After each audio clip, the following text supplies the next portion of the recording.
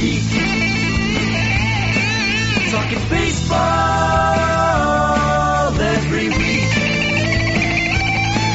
Cause the Gleeman and the Geek. And welcome to Gleeman and the Geek, the Hey We're Good Again episode. I like this part better, Aaron Gleeman of The Athletic. Who are you? I'm John Bonus, Joe Staley. We're always good, John. That's well, that's true. That's true. We. That's a good point. That's a good point. But the Or twins, never good. Twins are doing well. I got to listen to last night's game on the Oakland. Listen to the Oakland radio broadcast of the game. They are not in a happy place right now. The Athletics. Shocking. Oh, I thought you were going to say they're in Oakland. Well, no, they were here at the time, but this was not their happy place either. They were in such an unhappy place here that they were looking forward to going to Oakland. That's how Were bad. Were they here? Were they here? I think so. I You don't think that sure the radio announcers were here? They're TV guys I saw. I mean, I was Dallas Braden. Dan went out boozing with Dallas Braden, I think, and hung out with him. Maybe. I don't know. It was in the eighth inning when they had tied it up. Got to the bottom of the eighth, and the play-by-play announcer or color announcer, I can't remember, basically said, "Boy, this is the time where they've just got to kind of forget everything that's happened to them. Quit feeling like it's destined that they're going to lose. They've got to find that kind of attitude or something." And I mean, he was halfway through that sentence when Miranda hit the home run. Yeah, I mean, the thing about being bad is you can't just forget that. That's like me every night around 10:30 going, if I could just forget my craving for Doritos and Gardettos, I could go to bed and wake up and not have a stomachache. It's like, no, bro, that's what's wrong with you. That's what's wrong with the baseball team. That's right. Thankfully for the Twins, and because you're right. Now that they're back on another positive streak, this team cannot alternate wins and losses. No. It must group together. Yeah, that's right. So they take 2 out of 3 from Colorado. It's been a while since we talked because John was stuck in New York for a little extra. I was stuck in New York with COVID. Yeah, with COVID. I tried not to jump on a flight and infect everybody, but I'm back. Everything's good. I feel fine. Don't worry about it, folks. We're good. Nobody was worried. Yeah. As we talked about on the last show, when people said, what was the question about? It was the question: which of the power chip guys are going to be first in the death pool? Right. That's what And I said. That was. By the way, if you're looking for a sneak peek of what you're missing on the Patreon.com/mailbag, that's a pretty good example. How does John feel about being number one in the power chip death pool? 1A, you were 1B. 1B, fair point. Yeah, although I don't think Muss has any claim over it that I don't have. I said you're indestructible. I view you as a RoboCop. Well, that's good. As I've said many times, Dan, there's a Freudian slip. John will be dancing on my grave with Dan, probably. Yeah, that's right. We'll probably be doing and Becky a will waltz come or something, maybe. hop in there. Yeah, Becky was out with Dan. Electric slide. I don't know. After after the Flow Rida concert. Yeah, because I'm no fun. I just go home. But Becky was out with Dan. And she said, "Yeah, Dan was saying you're the perfect partner for him." And I said, "That's just what you say to people about me too." And she said, "Yeah, and I'm sure that's exactly what he says about you." So 3 people who think you're the perfect partner. And I was like, "Man, if the 3 of you ever to get together in the same room, I don't want to walk into that room afterward." Was the thought I had. But anyway, the Twins are 2-0 in the City Connects. They're 1-0 when Flow Rider does a concert after which I was in attendance for. It was good. It was I will give Flo Rida some credit. I didn't meet him, unfortunately. We met some of the previous concert givers, but I didn't run into him in the bowels of the stadium. But I will give him credit. Now, City Connects helped, and it was a really great weather Friday night. But they were playing Oakland, biggest crowd of the entire season, almost 36,000, and this is like the 4th or 5th post-game concert that I've seen in the years I've been there doing the job. And by far the biggest crowd that stuck around, even more so than last year. T-Pain had a pretty good crowd that stuck around. But I would say well over half the people that were still there for the 9th inning ended up staying for the concert, which I viewed as pretty impressive. So they take 2 out of 3 from Colorado. Then they sweep 4 against the Oakland A's, who are in a bad place, according to their announcers. And now they have Tampa Bay coming in which generally, like coming into the season, that wouldn't be a series you point to and say that's an Right. easy series. And I don't think it will be an easy series, but Tampa Bay's had a lot of pitching injuries and a lot of problems. Their best all-around player, Wander Franco's been suspended, I think, like for life, basically, rightfully. But so that takes a I big mean, part of their they're a lineup last away. place team.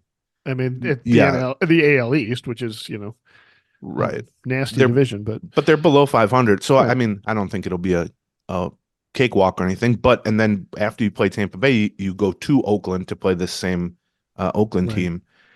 So we talked about, you know, one of the things that we often look at schedule wise is not individual games or even individual series, because in baseball, you're fooling yourself if you think you can sort of accurately predict that. But what we try to look at is more just like blocks of games and not specific opponents, but they're right now in the middle of a block of like 15, 20 games where I think it was 16 when we looked, but yeah, it was. no winning It was teams. actually 19, but we'd already talked about Pittsburgh and gone 1-2 Right. versus them. So So we won't count them. It doesn't fit our narrative, so we'll ignore that. Ignore that.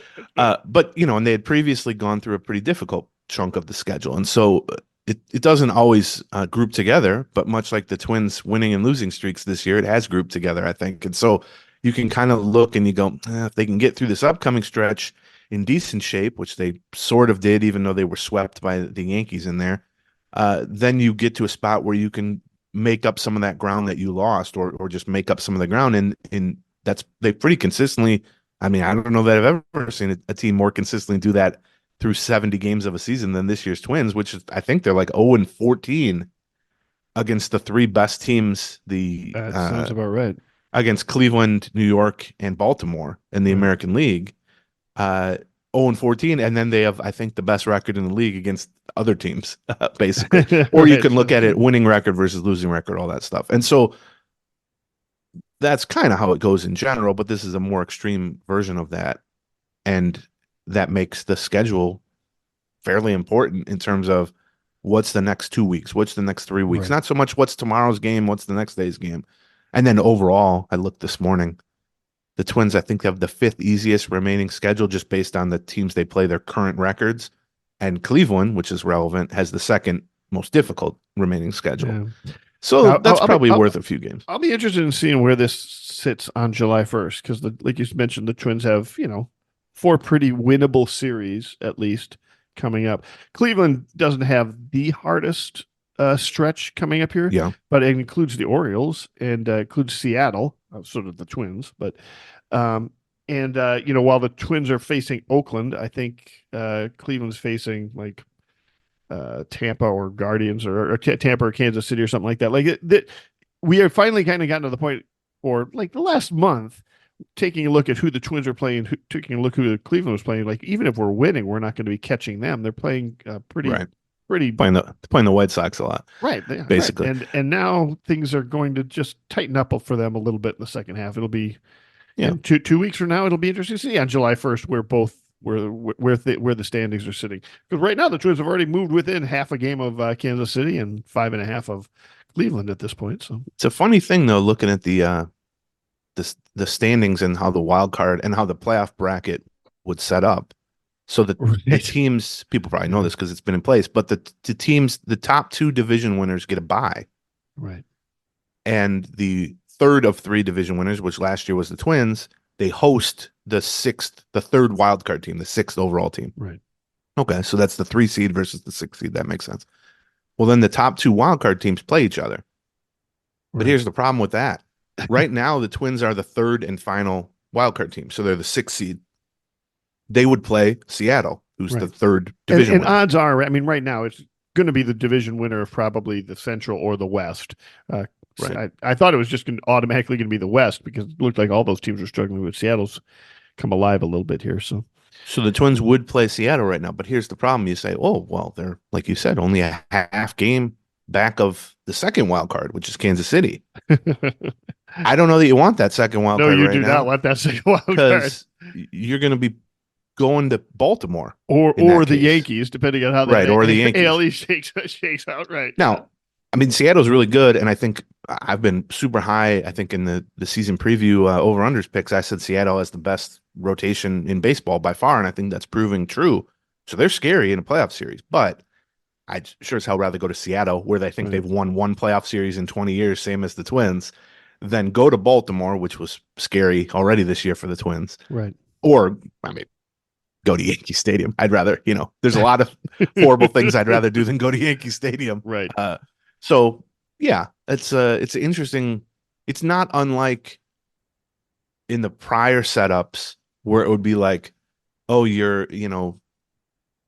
actually a lot of it revolves around the AL East. It would be like, oh, the Twins won their division. They get to play the wild card, except the wild card was like the Red Sox or the Yankees or the something that was very powerful. Right. Because it's not uncommon for the number one wild card to be significantly better than the third division winner. Or sometimes even the second division winner. Right. Right. So yeah, we're way off from that. But as of right now, the Twins are 3 games up on a playoff spot. The one thing, so you mentioned Flow Rider, pretty good show, I would say. They've switched now. How many songs did he do? How many songs did he do in something like that? Did he do like half a dozen? Lot. Oh, really? He did over an hour as a set. No way. Yes. Okay. All right. Because I watched like 40 minutes and left. Not because I was like, I mean, it was a pretty good show, I thought. I'm into it. But my thought was I can either stay for the rest and then get stuck in the ramp leaving, or I can bail 40 minutes in and hopefully beat everyone. And I successfully did that. But I'm very proud of myself. As all my friends went out with each other afterward and hung out. Exactly. I was like, yeah, I beat all you guys back to my apartment so I could watch TV. But also the night before that, I think, or the day before that was Prince night. Oh, and right. So Pablo Lopez apparently months ago had ordered a Prince themed like vest or jacket and a hat, like a purple hat that went with it. And I guess it had been on like back order or something. It had not arrived for months and months. Or when it did arrive, I think he said that they were so home run sausage. They were so deep into the home run sausage situation that he just put it on the back burner. But now, after somebody hits a homer, Correa did the first one a few games ago. They put the vest on him, which is like a purple. I don't even know what it says on it, but it's Prince related. And then they put this purple hat on him too. Right. And then Correa, they handed him like a inflatable guitar, like that you'd give to a kid. And he played it like a purple. It was a Prince guitar, so much better than the home run sausage or the rally sausage or whatever you want to call it. Like it's like, would you guys want to do? Which is more fun, like a celebration that pays tribute to like one of the coolest people of all time and also is from Minnesota, or some rancid meat? What is your choice there that you would like to do? For a 25-year-old guy, that decision is not as easy as you would think. I would think. Why 25-year-old guys don't know Prince, or they're really into rancid meat? I think 25-year-old guys are predisposed towards rancid meat, truth be told. Okay. I got so many potential jokes I can make. Here's what my favorite part about the new celebration is that you get stuff handed to you as you kind of go down the dugout. It's like one at a time. It feels like you're procession of exactly. I like the procession aspect of it. And I think it's performative because you can either just take the guitar and hold it, or you can do what Correa did, which is actually play it. So I like that aspect of it too. So I'm all for, it's, you don't have to, marry the first person you go on a date with. You know what I mean? Sure. Sure. Okay. Like the home run sausage, it ran its course. It did its job. It was fun while it lasted. But it's time for us to send a breakup text or ghost the home run sausage. I think we've asked out the Prince celebration, and there's some promise there, I think. So I don't know. How long do you think the Prince celebration lasts, or are we due for a switch up at some point? I don't know. I mean, it depends. I think it's got some legs. I don't know. I think it could last. I think it could last the whole season. Yeah. Well, here's the thing: if rancid meat can last 3 months, the possibilities are endless. You know what I mean? Like, and I know it's not. It's rancid. Cured. It's cured, Aaron. It's intentionally not rancid. Okay, sorry for trying to make a joke. Speaking of So yeah, that's the state of the team. They're playing bad teams again, and they're beating them again. Yep. The City Connect, I don't know. We don't need to talk that much about it, but I thought they looked.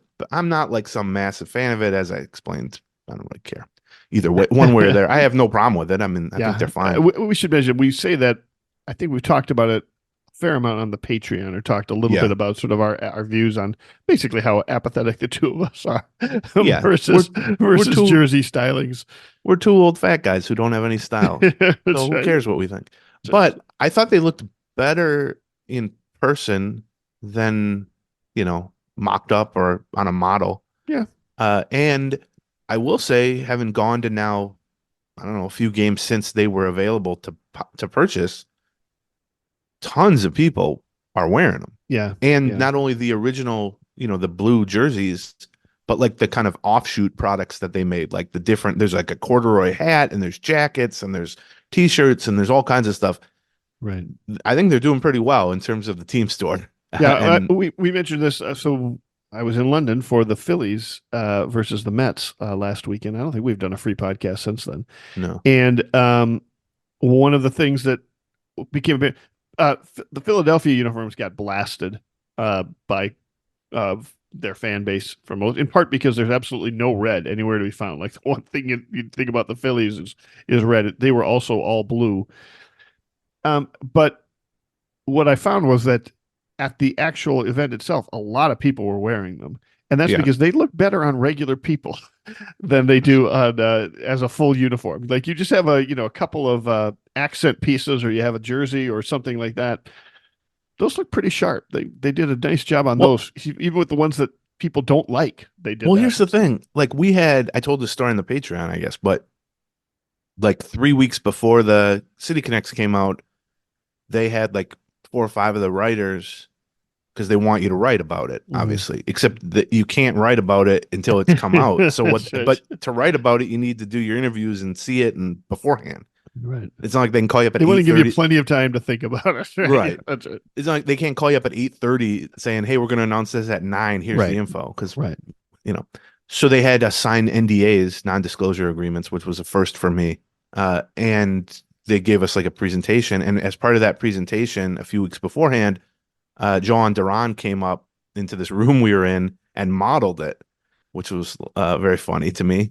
He was a very good sport about it. I'll give him credit, because they were like, "Can you spin around?" And he's like, "For real? Like, what?" But to your point, it looked good on John Duran, because he's a big, huge, giant athlete and everything. But I was thinking, well, okay, it's good that it looks great on the 6'5", 250-pound closer. Who's a professional athlete. How will it look? Everything like burlap sack would look good at John. Right. How's it going to look on, a 62-year-old, father of 8 who's got Crocs and cargo shorts on with the jersey on top? And it's like, okay, yeah. How's this going to look? Some guy in his garage wrenching on something, and he's got, the hat on or something. Like, I do think there are certain looks that look better as a full uniform, but not as good as just a one-off piece. Right. Look at us, how much into fashion we are. I downplayed it. Man, we are making some brilliant fashion points here. Sure, of course. So yeah, that's the situation. But yeah, they're gonna wear it again. I think they wear it like 6 more times this season. There's like 2 more. Any more this homestand? No, I don't think so. Okay. But I think next homestand twice, and then I don't know. It's all mapped out. There's one thing I'll say from this experience of, getting the info a couple weeks beforehand and seeing what everyone wrote and seeing the presentation, all that. There's about 1,000 times more time and energy and thought put into every aspect of this thing, from a planning standpoint, from a design standpoint, from the rollout, from the everything that I ever would have possibly imagined. Then there was, say, the TV situation. Well, yeah. Yeah. Still nobody watching on TV. So yeah, that's where we're at. We're going to talk about the red hot duo, not Bonus and Gleeman. We're always hot. So we don't go on streaks. We stay consistently hot. That's exactly right. Correa and Lewis, on the other hand, had to get red hot. We stay red hot. They had to get red hot. But before we talk about that duo that has been carrying the Twins lineup, let's talk about some more fashion stuff. Soda Stick. You're a father and you didn't get what you wanted for Father's Day. Yeah. Which was just a nap. But you can make it up to yourself. Go check out sodastick.com. We love Soda Stick because it's inside baseball stuff. It's inside Minnesota sports stuff. For instance, they have a home run sausage shirt. And like we said, people aren't going to necessarily know what that is if they are a Chicago White Sox fan. Right? If they might not know it if they are a Vikings fan, but if they're a Twins fan, you're always going to remember the home run sausage. Here's the thing: yeah. White Sox fans, the key is they can't read, so it needs to be a good like, graphic. Why is a guy holding a sausage on the shirt? But yeah, they don't their products, and it's not just Twin stuff; it's all Minnesota sports stuff with Soda Stick. No, it's not just a shirt with the logo on it. Anybody can get. I mean, go to Team Store and get that. This is stuff that's kind of goes beyond that, more like small batch, in the moment type of stuff. And if you're into like town ball stuff right now, they've got a brand new stuff for the Fox 9 Town Ball tour that's going on. I don't know. Have you been to a town ball game, Aaron? Yes, I went to a town ball game in Johnson, Minnesota, a place. Probably. I don't know. I went to a town ball game with our friend Parker Hageman, and we drank about 400 Coors Lights, if I recall, because they were selling 24 packs at the concession stand. That's hilarious. So we did that. But yes, Fox 9 has this great town ball tour, and Soda Stick is the exclusive place for merch for that. They've got I love the Twin Cities hats when we've had them at the Twins Daily events. People buy stuff like crazy from them. So go to Soda Stick, soda like Minnesota, sodastickco.com, or just Google Soda Stick and you can go to it. And when you're checking out, use the promo code Gleeman and they will give you 15% off whatever your order is. Our next sponsor is the Game Time app, which John pretty consistently uses to get tickets to Twins games when he needs them. That's correct. Here's the idea behind the Game Time app.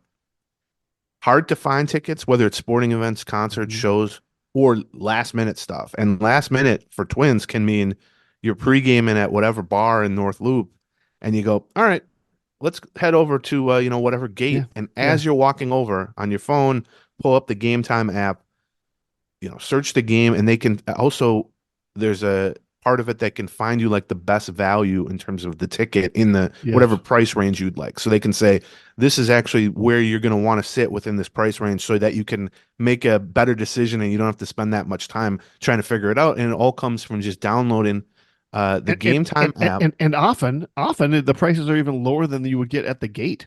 Right.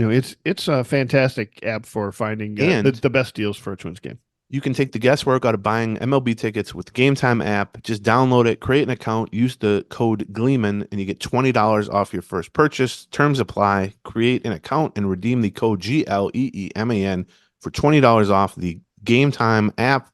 Download it today. Last minute tickets, lowest price guaranteed. Okay. Let's talk a little bit about Carlos Correa first, who was having a pretty solid season. Sure. As of 2 weeks ago. Right. His batting average was around 250, which isn't lighting anything up, but it's important to note, as we'll talk about more here in a minute, the context of the league-wide hitting environment this year and for several years now, but this year is extremely down. The league as a whole is hitting like, I think 230 something. I know that the OPS is below 700 as a league, right. Whereas you can find not so long ago, and certainly during the steroid era, league OPS is closer to 800. Right. 770, 760. Yep. And so not all 250 batting averages are created equal. If you're hitting 250 and the league is hitting 235, you're doing pretty damn well. If you're hitting 250 and the league's hitting 280, you're not doing so well. And that applies to all these other stats too. So that's why we tend to look at stuff like OPS plus for hitters, which all that's really doing is just taking, the raw OPS, 800 or something, and comparing it to the league-wide total. So if you have an 800 OPS and the league-wide is 700, you've got an OPS plus of, what is that, 130 or something like that. If you have an OPS plus and the league-wide is 850, you're under 100. So keep that in mind with all this Correa stuff. I think there was a sense, at least with Lavelle, Lavelle can get people worked up, boy. And the thing about Lavelle, he'll just tweet something and never come back to it. Like he doesn't care. He doesn't care even a little bit. 4 days later, he'll go, "Yeah, I seem to have gotten people riled up. I guess that's cool." But he was talking about Correa needs to produce more, and then Correa, I don't even guess he saw that, but he went out and had 50 hits in his next 51 at bats, Yeah, that's all right. basically. And of course, Lavelle's like, "See, I did it. I turned the whole thing around." But here's the heater that Carlos Correa is on for roughly the past 2 weeks. He is 24 for 47. And you may think to yourself, wow, that's more than 500. It is. It's 511. Yeah. With 4 home runs in his last 11 games. So 24 hits in 11 games, by far the most over any 11-game stretch that he's ever had in his career. In just the best overall stretch. I mean, it's hard to have a better 2-week stretch than hitting 511. Sure. With some power and some big hits too. He had multiple hits in 8 of the 11 games, which is incredible. That includes a 5-hit game and a 2-homer game separately. Right. Yeah. Those were separate. During the 11 games, he raised his batting average from, like I said, 247 to now 308. Which is third highest in the American League. He has the third highest batting average in the American League, and 11 games ago he was hitting 247. That's incredible. And he's think about that. That's nuts. True. Yeah. And he raises OPS from 742, which again was about 45 points above the league average, which is still quite good, to now 878, which is now, if you look up his OPS plus, it's 149, which means he's essentially 49% better than the league average. That's the second best OPS plus of his entire career. Behind, he had a 155 OPS plus in 2017, which is known for 2 things, in addition to being Carlos Correa's best season. The Astros won the World Series and cheated doing it. Right. So when you go, it's the best since the year that they, did that. Right. You're saying something. The amazing thing watching him, and the thing he'll say is, well, last year was my worst year. It's a lot easier to do this being everything. When you have both feet, 2 feet. Yeah, when you get 2 legs instead of 1 leg. And we saw, I mean, it was impossible not to know in the moment that he was playing at significantly less than 100%, really for, 2/3 of last season. Right. Not only he couldn't run, he was clearly even in the field kind of avoiding doing certain movements at shortstop. He was still pretty good, but he clearly wasn't himself. And, he hit into a million double plays because he couldn't elevate the ball. And also, if he hit it on the ground with a guy in first, it was an easy turn because he was running like me and you and all this stuff. And now to watch him, it's not so much, obviously, the last 2 weeks are ridiculous, but overall, he's on the higher end of what kind of the established performance of a healthy Carlos Correa is. But the remarkable thing is this isn't that much different. Like, he's got a 149 OPS plus. He's been in the 135 range. Right. Even 2 years ago with the Twins, that's basically where it was. But the remarkable thing to me during this stretch is it just feels like he's in such control of these at-bats, almost no matter what the result is. Yeah. But I just mean like pitch by pitch. He is so rarely swinging at bad pitches. He's constantly ahead of counts. When they throw him a meatball, he's hit 4 homers, including the real long one yesterday, where he went down on one knee on the follow through. But more so, it's just he never seems in danger in these at bats. Like even with 2 strikes, he seems in such control, and then ultimately he just sort of serves these singles out into the outfield. Yeah. To right center or to center field. And it's remarkable to watch. And obviously there's some good fortune involved in here too. Some of these balls, are kind of 50-50 balls when he kind of bloops it over between the second baseman and the center field or something like that. But just kind of I don't know. That's what I've come away watching this is, obviously the homers are great and he's had some big moments here, but just his ability to fight off pitches and not swing at bad pitches and get ahead. And then they make a mistake. He drills it. They don't make a mistake. He just sort of serves it into the outfield for an easy single. It's it feels like we haven't seen that part of his game before. He had some quotes. I'm not sure how serious to take them about talking to Luis Ariz about, some of his hitting mechanics, or not hitting mechanics, but hitting strategies, etc. Some of the things that he looks to do. When I think of Correa, I never really thought of Correa as being a dink and dunk kind of guy, or somebody who's looking to hit it where they ain't. What I Right. mean? He's just always just trying to hit the ball hard, right? But it feels like he's added. Maybe he's just seeing the ball real well right now, or maybe he's just getting lucky on a lot of Right. these things. It Right? could be Those are probably in Occam's razor. Those are probably number one and number two right. of what is going on right now. Right? But everything, these all can be true at the same time also. But it does feel like he's opened up his tool bag to sort of find this other tool that allows him to work on getting uh getting singles, getting on base, finding a way to get on base on a regular base. And what that seems to have done is almost made him more dangerous, to the point where now he also, because he's getting ahead in the count, or because he has that additional threat and pitchers are being more careful about how they pitch him, that now he can also just turn on something, when they Right. leave that, which, I mean, he was always able to do, but it seems like he's getting better pitches to do it now, as they're trying to figure out ways to get him out on this softer stuff. I don't know. And it's also now worked out pretty well. He hit all those singles, and then you're standing on base for Royce Lewis. Right. And that tends to, I don't know. I really, they've hit Correa fifth a lot this year, including, I think, yesterday. And that's fine too, but I really like him hitting second. If you're going to have Royce Lewis third, I know they like to alternate lefty, righty, lefty, all that stuff. But to me, Correa, especially when he's on a heater like this, but just in general, he's taking your best at bats generally. Yeah, right. Like your quality of plate appearance is always super high with him. And even when he's struggling, he's going to get on base via walks a decent amount. And so, we've seen, we're going to talk about Royce Lewis, specifically here in a moment, but it's almost like a Mauer Morneau situation, where it's like Mauer was so good at the little things, drawing walks, hitting singles, so that he can go stand on first base. And then Morneau was so good at the big things, which was hitting the ball into the gap or over the fence. And so it added to the value of the guy standing on first base, because you had a guy next to him that could score him from first base so regularly in Morneau, who was an extra base hit machine and a home run hitter. It's the same with Correa. I mean, he's a much different player than Joe Mauer, obviously, but he's always draws tons of walks. Like you said, he's now serving a lot more singles. He's always grinding out at bats. He's always getting on base at a decent clip. And then you go, well, he's standing on first base. Well, there are some guys you don't want standing on first base. If it's slow singles hitter, you don't want the guy to come up. But Royce Lewis, who has 7 homers in 12 games or whatever, right? Yeah. Well, yeah, you absolutely want a guy on first base, because a lot of the times they can just jog home with Royce Lewis. So that's what we've seen from that. I agree with you on that. That's something I haven't really thought about.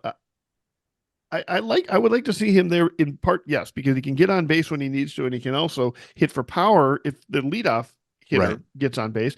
And right now, what we have seen over the last week is Willie Castro kind of taking over leadoff hitter duties. And I took a look. The first time I think it happened that I remembered it happening was like a week ago.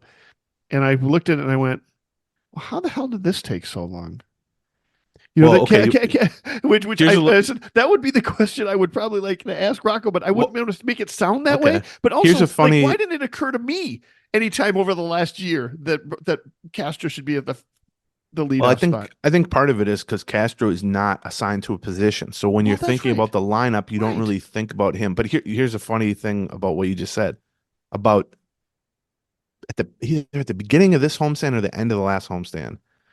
I turned to Doe as we were watching after Julian got sent down. Right. And we were talking about the leadoff spot, and they were cycling through a few different guys. Margot was batting leadoff and all this stuff. Larnick was batting leadoff. I said to Doe, I think I might just put Castro in the leadoff spot. Like, he switch hits. He's much more patient than he used to be. He gets on base. He's obviously got speed. And also, he's going to be in the lineup every day somewhere. And Doe said, yeah, it's not kind of like we just said, oh, yeah, why hadn't we thought about that? And then Doe says to me, you should ask Rocco about that, like why he hasn't, come to that conclusion, or if he's considered that and there's a reason why he hasn't. So then I don't ask him that for like 3 more days. And Castro bats leadoff in all 3 of the days. Right. And then I finally get around to asking him, like, have you considered it? And he goes, yeah, we're doing that now. basically. You idiot. Like, yeah, now he's the leadoff. What are you asking me? So it is. And did you say my follow-up question, which is, what took so long? Yeah, although I can't do that because what took me so long to think Right, of it too. exactly. Yeah, But yeah, I felt the same way. Right. It is a natural, now that he's essentially playing second base regularly, post Julian demotion. Yeah, I mean, Willie Castro 3 years ago as a leadoff spot for a contending team would have been ridiculous Right. because he swung at everything and he made a lot of outs and all this stuff. But he's got like a 350 on base percentage. He's one of their better all around hitters. Right. You want him at the top of the lineup because he's got great speed, obviously. And also, he's just one of your better players. So you don't want to be batting him seventh or eighth or ninth or something like that. So, yeah. And I will say, Correa, I think, has been batting second against lefties. We're more talking about the lineup against righties and stuff. But so just a few more things on Correa's heater here that he's on. He's already up to 2.5 wins above replacement by the Baseball Reference standard, and he's only played 54 games because he missed a little bit of time there. You can do the math on that. 54 is exactly 1/3 of a 162 game season. That's a 7.5 WAR pace for 162 games. That's MVP level essentially. Right. He also leads the Twins with 1.6 wins above replacement, or excuse me, win probability added, which factors in what I'm about to read you, which is his clutch performance, which is just absolutely insane. So runners in scoring position, this is for the whole season, not just this 2-week stretch. Okay. He's hitting 320. Okay. Runners on base, just in general, he's hitting 356. And then high leverage situations, which are determined through the run expectancy matrix. It's basically like, the fifth inning of a 5-2 game doesn't matter that much, but the seventh inning of a tie game. Is that like a leverage index of 2 or above? What is the high? I think so. Yes, something like that. So that would mean basically when the at bat counts twice as much as an average at bat. Sort of, yeah. When the game's in the balance, right? He's hitting 395 in those situations, right? Yeah. And to compare, I mean, look, that's his reputation, right? I mean, when they signed him from the Astros, it was, this guy's a great player every day, but man, you get this guy to October, or you get this guy in a clutch spot, and even last year, when he was pretty bad overall, I mean, it was by far his worst season overall. Like we said, he was playing through a significant injury. But his point was, and he was not good with runners in scoring position. No, he was not good in high leverage spots. He hit into 1 million double plays in big spots and all that. But he was clearly, physically compromised. And all he said in like August and September was, I know this has been a mess. I'm honestly trying to gut through it. I mean, it feels like knives are stabbing me every day. Just get me to October. I swear to God, if you get me to October. and they gave him about a week and a half, 2-week rest just before October, right? Yep. And then he looked much like he looks at the moment, which is just incredibly good, kind of professional at bats, like the cliche goes. Tons of singles going the other way and making hard contact, all that stuff. So in addition to the importance that we talk a lot about of comparing raw numbers to the league-wide context, which can vary by year, it can vary by league, all that stuff. Another thing that's important to do is, you look at, this was another thing that goes back to the Mauer-Morno situation, but Carlos Correa has a 149 OPS plus, which is really good, and an 878 OPS, it's really good, but it's not, best in the league type of production. So the way that you really are trying to figure out his value is to compare him with other shortstops, because that's the position he's taking up. And if you compare him to in other words, the reason Mauer was so incredibly valuable is that he hit like a first baseman, but he played catcher. Right. And so putting him at catcher not only gave you a massive advantage in terms of production compared to the average catcher, it kind of gave you a head start in team building over everyone else's catcher, but it kept first base and DH or left field, whatever, open so that you could have Morno and you could have Jason Kubel and you could have Jim Thome and you could have fill in the blank. Whereas if Mauer was just playing first base, he'd remove one of those guys from the lineup and you'd have to find a catcher. So it would drop the lineup. So all those things are true of shortstop too. And so Carlos Correa is a really good high-end hitter compared to anyone. But the real value of Carlos Correa is that he's a shortstop. He's a really good shortstop defensively, which adds value. But also his offense compared to the rest of the position, he is out hitting right now the average major league shortstop by 150 points of OPS right now. So he's at like 878, and the average, is at 7 something, low 700s. And so that's where the real value is. It's that you can stick him at shortstop. And that's why there was some really good shortstops in this league right now. Oh, right. Like, you may have noticed. I'm not sure he's an all-star candidate right now, given the other shortstops that are. He would be third out of whatever. So if they take 3, I mean, it's Bobby Witt and Gunnar from Baltimore who are putting up huge numbers. But so you got to look at the shortstop defense, which has value, but then you also got to look at the offense within the context of where he's playing, and also not just is that better than the shortstops, but it's keeping other positions open. If he played third base instead of shortstop, you need a shortstop. Maybe Royce Lewis can't play third base. If he plays left field instead of that, or DH or something. So the value of Correa is evident just looking at him and watching his defense and all that. But there's that, it's not hidden, but that's the sort of component that gets wrapped into or factored into stuff like wins above replacement, which you're trying to truly figure out how many runs or wins is this guy better than just the average or the replacement level guy at his position. And that's where a guy like Correa, who's a really good hitter, period, but plays really good defense in an up the middle position, a premium defensive position. That's where the huge value is. And that's why he's, 2.5 wins above replacement in essentially 1/3 of a season for him, which is just incredible. So you would think that I hope this market kind of starts to recognize that, that after having Mauer in the fold for 15 years or something like that, where we consistently were like, how come he's not hitting like Barry Bonds while playing catcher? All he's doing is winning these batting titles. He doesn't hit for nearly the power that we want him to have. And it felt like that was always it never really felt like the market really kind of figured out what this message that we are conveying right now, that having that at a catch, and then to the point where everybody was insisting, I think he should not play catcher. Like, he should play first base, early on his career. Maybe he'll hit for more power if he plays first base instead of catcher. Well, and then the other thing that was a struggle at that time was trying to say to people, yes, Morneau is a great hitter, but Morneau compared to the average first baseman is not nearly as good as Mauer compared to the average catcher. And that was really a struggle for people too. So let's talk first, before we get to the other red hot left side of the infield component in Royce Lewis. Talk about Dan Hodgett. Dan Hodgett is a real estate consultant with eXp Realty in the Twin Cities. He's helped sell over 500 homes. He also has a great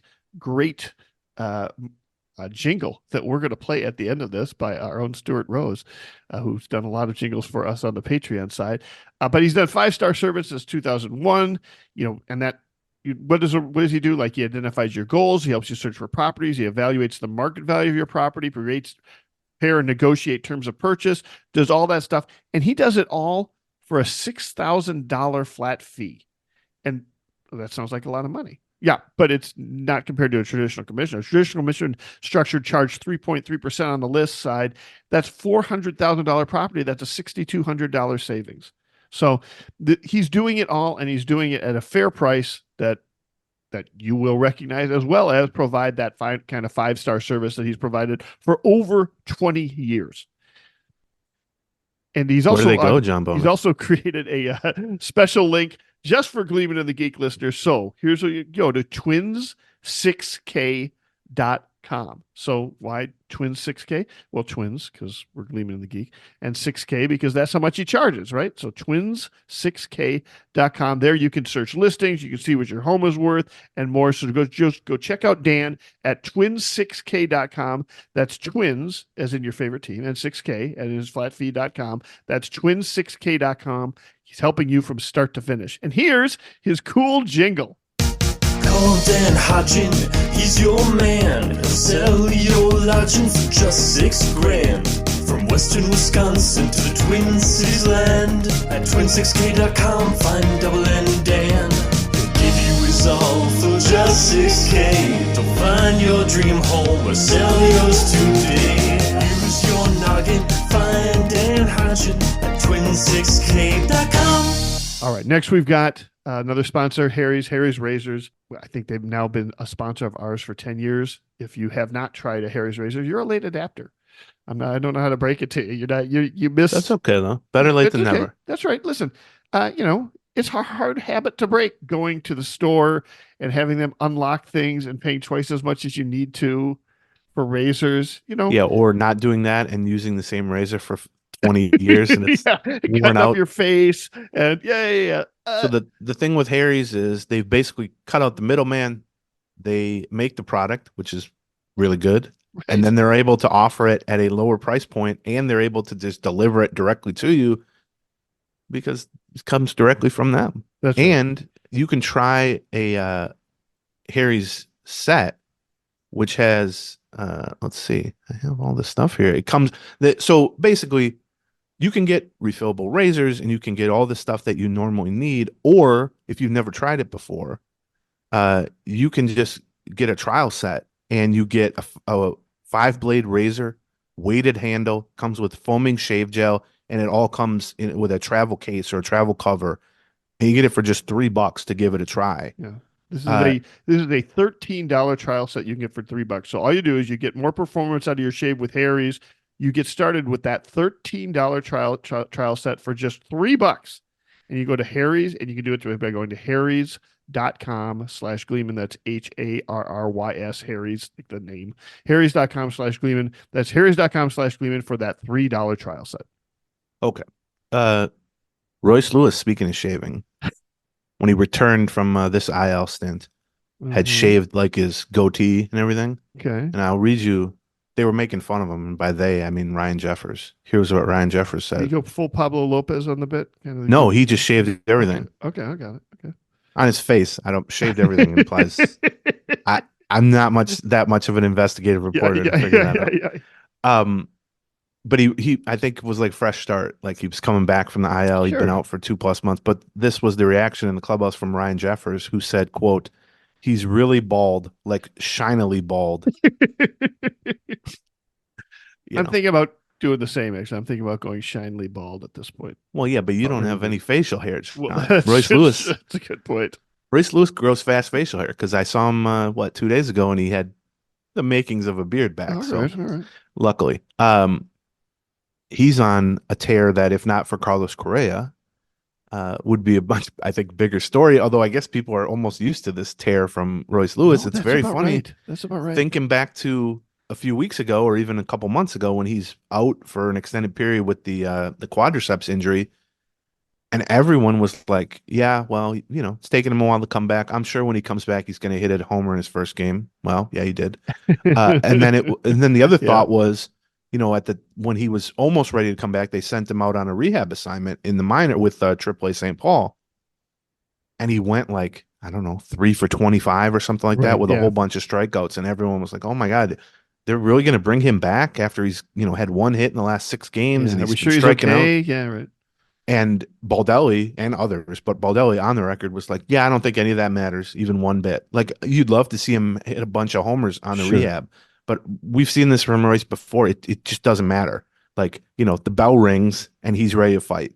Right. And sure enough, now he's played 12 games since coming off of essentially a 2+ month absence. He's hitting .390 with 7 homers in 12 games.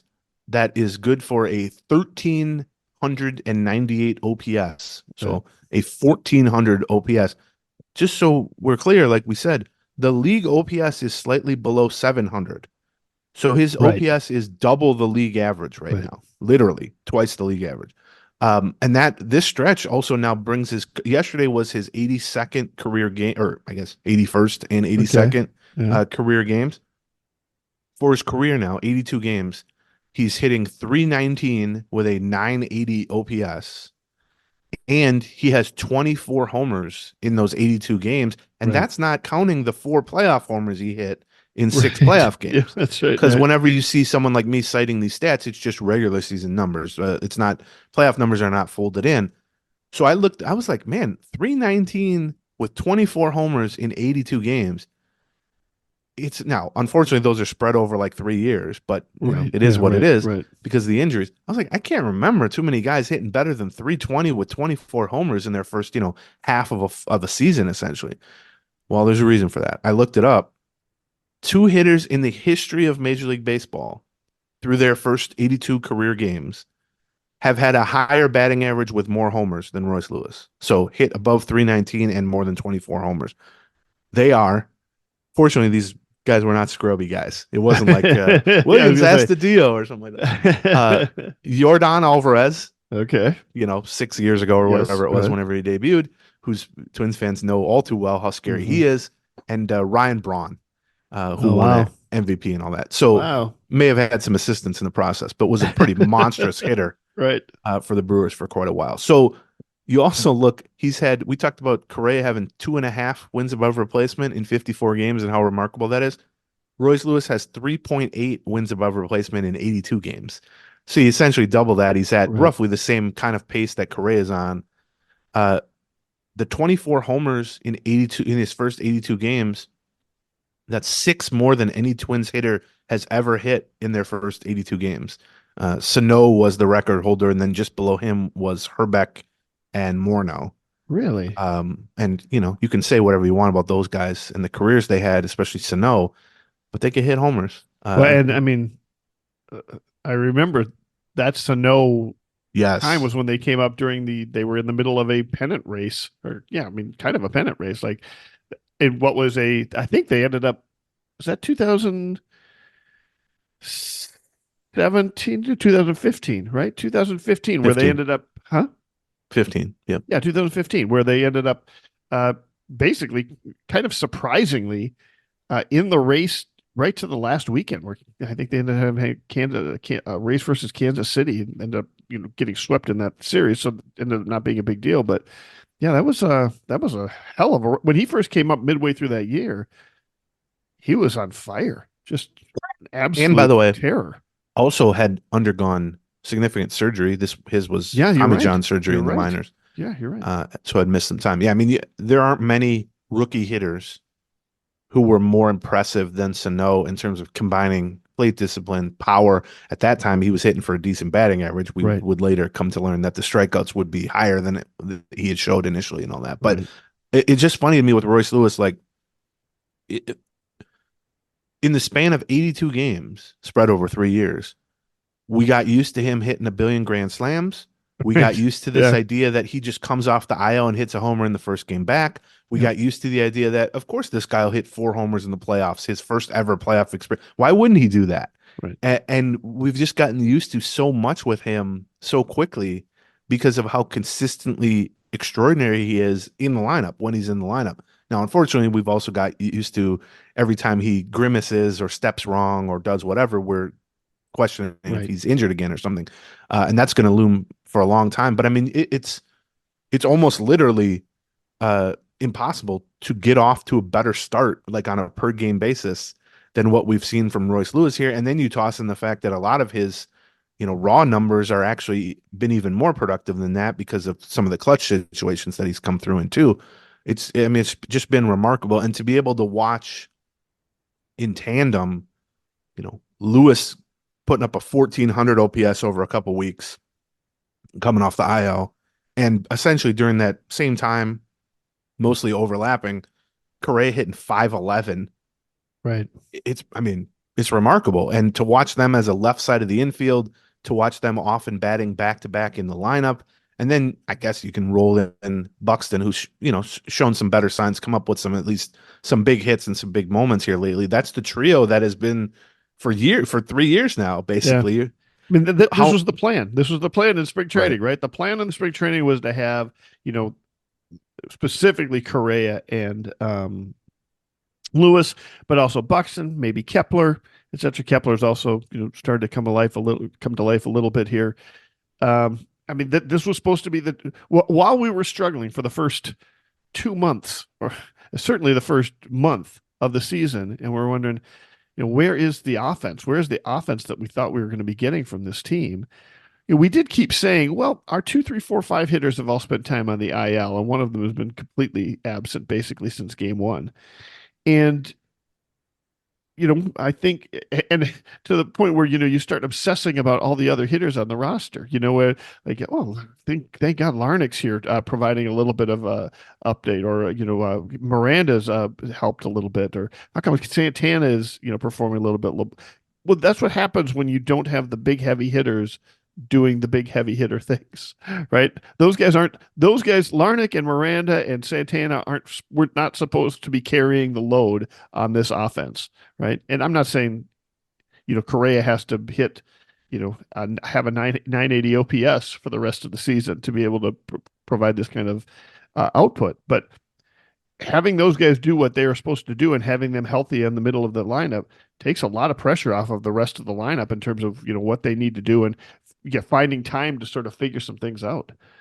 Yeah. I mean, I think this, like you said, this was the plan. This was why the projections looked pretty good. This is why people were optimistic. And when you lose Lewis, especially 2 innings into the, 2 at bats into the season, obviously everyone knows, like, intellectually, that's going to significantly hurt the lineup. Sure. And, everyone taking even a step further, if you asked people and you really talk to them, you'd go, well, so you would probably agree that it's not fair to judge the overall offensive output during the 2 months in which he was on the IL. Everyone knows that, but, it's out of sight, out of mind on some level. Like, you get 3 weeks in and 6 weeks in and whatever, and he's not in the lineup, and it's like, well, I'm just going to judge what's been in front of me. And it was so inconsistent. I mean, there were times when it was good, but overall the Twins lineup was not good. And then you re-add him to the middle of the lineup, usually batting third now, and you go, oh, well, that's right. Like, this is just a completely different animal. Like, Right. this was not, yeah, we knew, okay, it's not the same without Lewis, but you forget, like, how not the same it is without this version of Lewis. Now, look, either he's going to slow down from here over the next, 15 years and be slightly, at least, less amazing than this, or he's going to be one of the greatest players of all time. Those are your 2 options here. He either is going to be like an inner circle Hall of Famer if he keeps this up, Right. or he's going to be at least slightly worse than this, Right. even if healthy. So, you can't just say, oh, as long as Lewis and Correa are clicking like this, they're going to be a title contender. Well, yeah. I mean, if they're 2 of the 3 best hitters in the world the whole season, they will be. But just overall, you have, in my mind, the best setup of Correa batting second, Lewis batting third. I mean, you're not going to find very many 2-3 Right. 1-2 punches, I guess you would call it, in the league at all, just in terms of quality of at bat, the scope of the type of hits they can get. They're drawing walks, obviously they're hitting for power, and the fact that they, man the left side of the infield and do it pretty damn well here is on top of that a bonus. So yeah, I mean, it has been incredible to watch the 2 of them get hot at the same time, because we just haven't seen them in the lineup together all that often. And if you roll Buxton into that as a trio, I'm going to guess we haven't seen more than a dozen games with all 3 in the lineup together ever. Yeah. I mean, you can do some of the math on that. That might even be overshooting at this point. I don't know. I'd have to look it up. But to watch Lewis, what really stands out is, first of all, I think his plate discipline. Well, we definitely haven't seen them in a dozen, because I don't think Royce Lewis has played in a dozen games since he came back yet, has he? Well, no, I'm saying ever. Oh, you mean in the whole thing? Oh, yeah, that's a good point. Yeah, okay, good point. Yeah, I think it's still true. Yeah, it could be true. I'm talking ever. Right, regular season games, obviously, or playoff games for that matter. The thing that really stands out about Lewis is the ball just absolutely explodes off his bat. Like, he puts good swings on the ball, and these are, tailor-made swings to hit hard fly balls and to pull to the pull side. Like, you look at his swing and it has become geared towards power. You go back and watch a clip from him, 5 years ago or something in the minors, and he had power, but he was a much different swing than he is now. There was a lot of, like, moving parts in the setup and a leg kick at times and all that, and they've smoothed it out a lot, where he just sort of stands straight up and down now and just takes these massive hacks, and the ball just absolutely jumps off his bat in ways that you just don't see. And he connects on pitches, and I'm like, oh, that's driven pretty hard. And it's, 80 feet into the left center field bleachers into the second deck, and you're just like, my God. And the remarkable thing is, he's doing this slugging right now while decreasing his strikeout rate.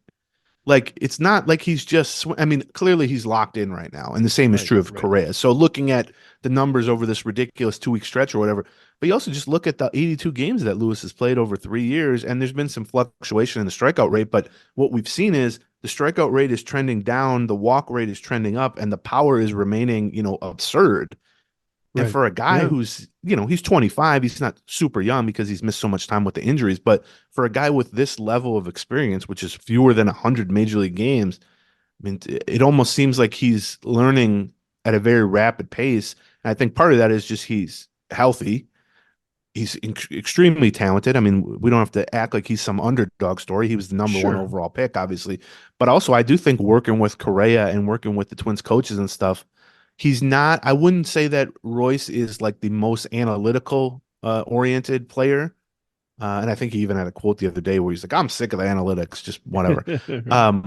But I do think he's very smart in terms of making adjustments. And we're going to see that put to the test more and more because I mean he's going to be the They're top going to of the continue to scouting. make adjustments. Right. That's it. I mean, he's not sneaking up on anybody at this point. I mean, he's scaring Right. people to the point that I think we even saw it in the last game after he homered. They're pitching around him a little bit. Yes. But I give him credit, at least so far, in that I don't think he's really expanded the strike zone that much. He's willing to take his walks. And for a lot of guys who are on a home run heater, you start throwing them, going 3-0, 3-1, that sort of thing. They're going to expand the zone because they don't want to walk. They want to keep hitting bombs. So I was surprised to see him take the walk lately yesterday too. And so, yeah, in the moment, I want to see him hit bombs too. But big picture, it's, I think, an encouraging thing that a young hitter who's on a streak like this, and now has been for several years, is willing to sort of go, all right, well, look, if they're not going to give me hittable stuff, I'm going to go to first base. I'm going to get the on base percentage up, and Kepler or whoever's hitting behind me is going to do it. And so we before we talk about, speaking of Kepler, the changing of the left hand portion of the lineup, we've talked about the two big right-handed hitters at the forefront here, but we would have led with, if we didn't have two right-handed hitters hitting like 800, we might have led this whole conversation with Alex Kirilloff being demoted to the minor leagues, which was a big story a few days ago. But before we get into that, let's just read our last sponsor here, so we can clear the decks. It's Hatch. Aaron Gleeman's new favorite bedtime toy. Wow. Come on now, John. Oh, you're a silly one, John. Yes, Hatch. Here's how Hatch works. If you have trouble getting to sleep, or you have trouble sleeping, like staying asleep, or you have trouble waking up, Hatch can help you in all three areas because it's really sort of like a new and improved modern alarm clock, but also way more than that. Like, there's no need to be woken up by the worst sound in the world anymore. They can sort of gradually, get you awake through sounds and setting the environment a little bit. And they can also help you get to sleep through the same way. And they can help you stay asleep, which for me is a problem sometimes, by kind of, doing noise in the background or changing the light in the room or that sort of thing. It's all customizable, that you can figure out settings that will work for you to help you with insomnia, or, you like to wake up gradually, whatever it is.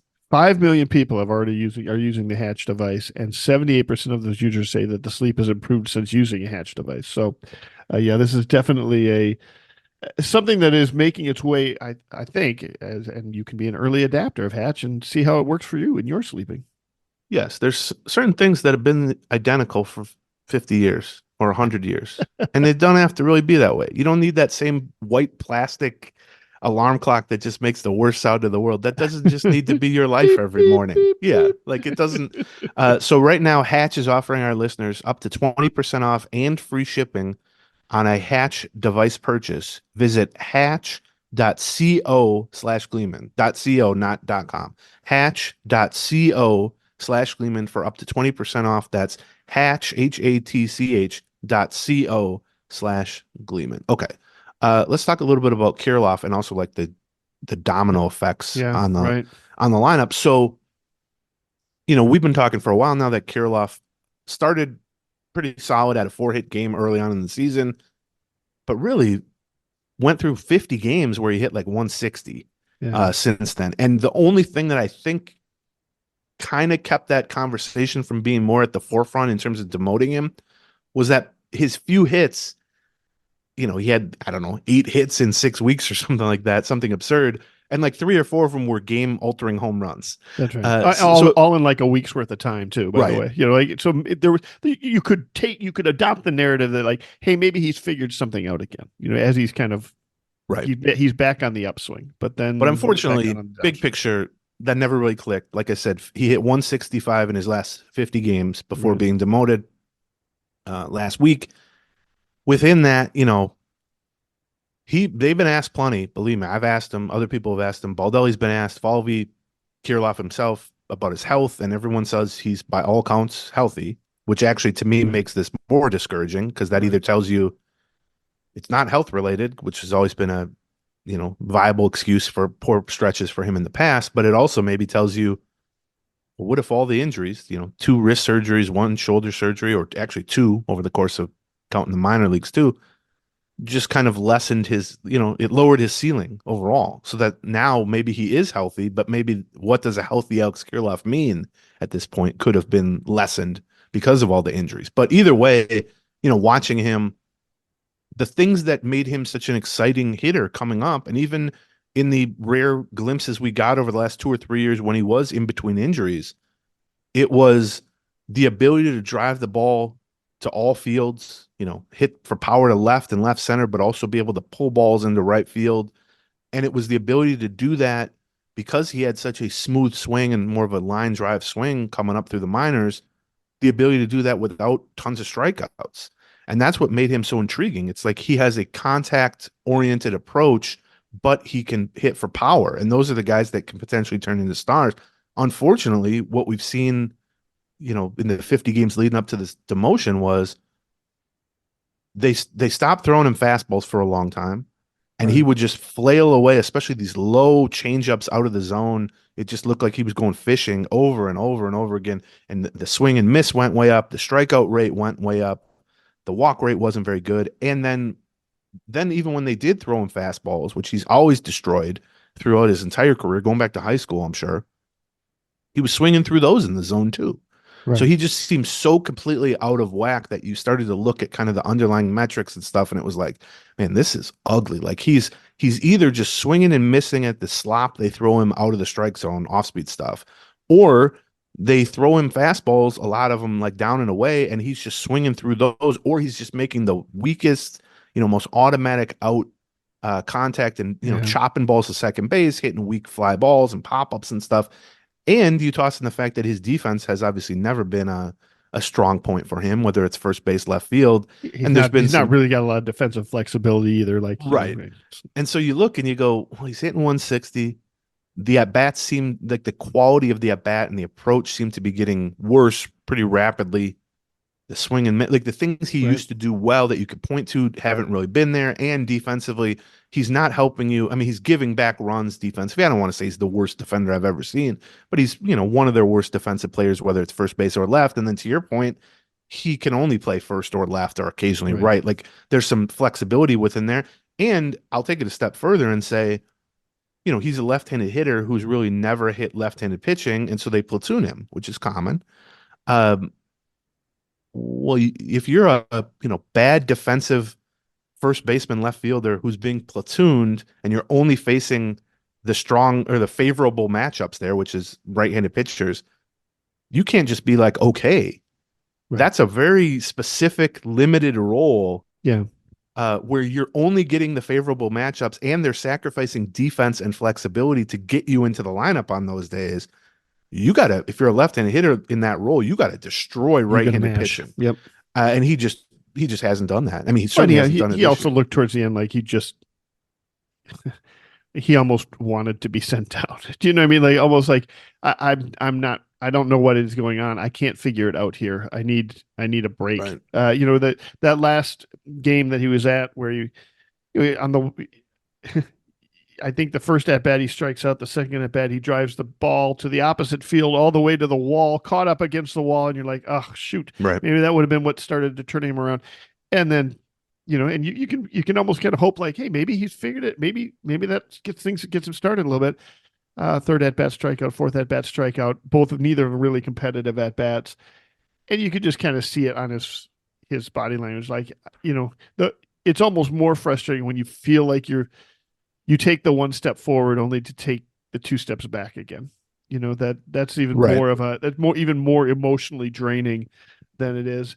And in the same way that, although I wasn't happy to see Julian go down. I also understood Julian go down, not just because of his performance, but also because he just looked like he was kind of lost, and he didn't look like he was treading water enough. He looked like he was drowning. That's the difference. And that's where I kind of felt like Kirilloff was over the last couple weeks. He wasn't treading water. He wasn't trying to fight his way through this. He was trying to fight his way through it, but it was a losing battle, and he needed to find it again at a different level. So the interesting part of this, I think, is when they decided to send him down last week, you're removing a left-handed platoon bat Right. from the lineup mix. And, you would normally say, okay, well, you'd like to replace that with a left-handed, slugging platoon bat. And they have that in Matt Wallner, who himself was sent to the minors in, well, about 2 weeks into the season. Much the same way. Yeah. Yeah, although he wasn't given nearly the leash that No. Julian or Kirilloff got, but he started slowly at AAA after the demotion. I mean, he only got 25 at bats with the Twins all Right. year. Right. But of late, I mean, I think he's got 11 homers in his last 20 games or something like that at AAA. I mean, he's just destroying AAA now. Multiple homers in multiple games, strikeouts are down, all that. Well, you could just, much like the Twins did when they sent down Wallner and replaced him at the time with Larnach, a very similar left-handed hitting, platoon corner outfielder, basically. Well, you could have also done that with Kirilloff, sent him down, replaced him with Wallner, and it's a different player, but it's not a different player type, and it doesn't really Right. rock the boat in terms of how you put together your lineups and everybody's role. The fact that they didn't do that, I think everyone took it as a more showing what they think of Wallner, that he needs more time, which is true, obviously, in terms of what they think. But I took it as more of a sign about Kirilloff, that this demotion was more about Kirilloff himself, kind of like what you were saying, Yeah, I think than so. it was about just subbing out a left-handed bat for another left-handed bat. Mm-hmm. Because what they ended up doing was they sent down Kirilloff and they replaced him with Austin Martin, who is so stylistically different. He's right-handed. He has Right. very little power. He has more defensive flexibility. He plays center field. He plays left field. He can play second base. He can play other infield spots. He's a guy who Good pinch runner in extra innings to right. I have. mean, he has all the Yep. skills. I'm not saying this in a negative way for Kirilloff, but he has just all the different skills than Right. Kirilloff. That's it. And he's right-handed. And so to send down Kirilloff, who's been playing either first base, DH, or left field every day against righties and often hitting, in the top few spots in your lineup there, and to replace him with a right-handed hitter who doesn't have much power and realistically isn't going to play every day against righties, that shakes up the rest of the kind of mix for the lineup and the hierarchy and everybody's roles a little bit. And I'm not saying that's like a negative thing necessarily, but to me, it really pointed to the idea that this demotion was almost entirely just about Kirilloff and them thinking he can't keep going like this in the majors. It's damaging to him. It wasn't them saying we got to swap in a new left-handed bat for this unproductive left-handed bat. Yeah. It was also a little easier to do that when you've got Santana hitting the way he has been hitting now for almost a month and a half. Carlos Santana as recently as a few weeks ago, we were kind of wondering, are we at the point where, Santana, we consider maybe not starting him against right-handed pitching? And, I think there's still a good argument for that on a regular basis. But when you're posting basically almost like a 900 OPS since May 1st. Yeah, except he's not hitting right-handed pitching. He's still not hitting the right-handed pitching, right? And they've been benching him for Miranda against righties. But yeah, I mean, Santana's stepping up lately, although most of it's been against lefties, which, by the way, is the role that we both thought he was best suited for. Right, of course. To basically platoon with Kirilloff, not play alongside Kirilloff. But, Miranda reemerging and also being freed up to play first base and DH because of Royce Lewis's return has helped a lot. Miranda's been picking up playing time against righties and lefties and has obviously hit a homer yesterday. He's been productive throughout that. I think you're going to see Martin in more of a utility role. Obviously, he makes a great, game-changing catch in center field to rob a 2-run homer. But he also made a mistake in the outfield that right. probably That's gave him right. back a run. I mean, Yep. we talked about this when they sent him down. He has the skill set and the tools to be a really good outfielder and potentially even a really good center fielder, but certainly a really good left fielder. But it's like the consistency within that. I mean, he does still get some bad reads or dive wrong or make some bad plays, but you saw just the raw speed and athleticism in display when he makes the catch on the 2-run home run. I mean, that was a true robbed home run Right. in that spot, which was huge. And you will also see some of the upside. Yes, he's right-handed, not a great, 1-for-1 fit in terms of replacing what Kirilloff theoretically brought to the table. And he doesn't have much power. He's going to be a bottom of the order guy, not a middle of the order guy. It's just a completely different skill set. But I don't think the diversity of lineup kind of tools in there is a bad thing. We see, has his production been amazing? No, he's got like a league average OPS so far, but he just takes much different types of at bats than most of the guys in the Twins lineup. He's looking to shoot the ball the other way. He's looking to hit the ball back up the middle. He can draw walks, and then when he gets on, he can steal, or like you said, he can pinch run and come around to score in those spots. He gives you more defensive flexibility for in-game moves. So I think, and by the way, Martin had like a 480 on base percentage or something Sure. ridiculous Yes. Right. at Right. AAA. So he was certainly, I'm not saying in any way he wasn't deserving of the call up. I'm not sure. I'm not sure what was the extra innings game where they substituted him at second base. I'm not sure that run scores. If it's if I Right. think it was Santana that was supposed to be on second base. Is that right? Yes. And Martin, like that run absolutely would have been a lot closer if it was not Yes. Martin On the pitch running on situation. the Kepler. Kirilloff single to right. Or yeah, Kepler, excuse Yeah, me. good. Yeah. Single to right. Yes, I agree. And he scored. I mean, he slid, but he didn't need to because Right. he's fast. So Martin deserved this look, and I was in favor of giving him more of a look the last time he was up. I think he absolutely can make an impact this year and be part of their future as at the very least kind of his super utility role, maybe more. Right. But I also think Wallner's done enough now at this point. I mean, the reaction to Wallner's bad start, and it came on the heels of a bad spring training, but I think so much of it was because people hate strikeouts so much that when a high strikeout guy has a bad streak, it's like proof of everything you've ever thought negative about him. Meanwhile, he was amazing last year for them. That's true. And he's been largely exceptional in the minor leagues, including now 10 homers in 20 games or whatever at AAA. It's Right. so the idea that you need to overreact to a bad 2 weeks from a guy who was great for 3 months last year and has a track record of being great, yeah, he's going to strike out a lot. You'd hope to lower that a little bit, but that's the reality of the type of game that he's bringing to the table. But even with that bad, horrible 25 at bats, he's got like a 130 something career OPS plus in 300 something plate appearances for the Twins. Like I'm not saying I think he's going to be a superstar, and I'm not saying he's not. The strikeouts aren't a red flag, and streaks like that are not worth analyzing and having concern over. But I guess what I'm saying is like the guy had 25 horrible at bats. Now he's crushing at AAA. He crushed at AAA last year. He was pretty damn good as a rookie for the Twins. Like at some point, it's like, all right, let's give him another crack at this. And I'm not saying you gotta reserve his statue outside of Target Field or anything.